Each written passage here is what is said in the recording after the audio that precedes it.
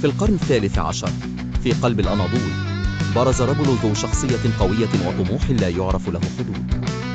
كان اسمه عثمان بن أرطغرل. ولد عثمان في عام 1258 في قبيلة قي التركية التي كانت تتسم بالتنقل والترحال. تربى عثمان بين محارب القبيلة وأبناء جلدته، مكتسبا الحكمة من والده أرطغرل الذي استطاع قيادة القبيلة بمهارة وعقلانية. كان عثمان شابا يتمتع بالشجاعة والذكاء، وعرف بين أقرانه بقدرته على كسب المعارك واستمالة القلوب عبر كرمه وعدله.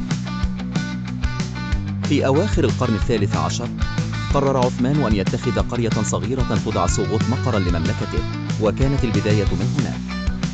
واجه عثمان العديد من التحديات والصعاب في رحلته لتأسيس دولته، سواء من القبائل المنافسة أو من الإمبراطورية البيزنطية المهيمنة على المنطقة آنذاك.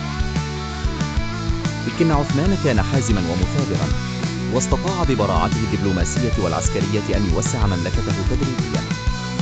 كان لعثمان رؤى ثاقبة حول مستقبل مملكته، والتي تحولت لاحقا إلى إمبراطورية ضخمة.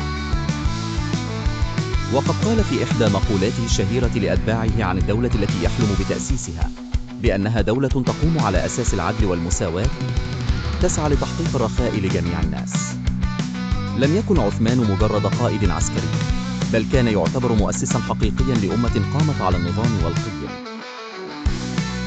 وقد وجد عثمان في رجال قبيلته الأوفياء القوة والدافع لتحقيق أهدافه، حتى تحولت من حلم بسيط إلى واقع مشرق استمر لعدة قرون. بوفاة عثمان في عام 1326 كان قد وضع الأسس لإحدى أعظم الإمبراطوريات في التاريخ البشري.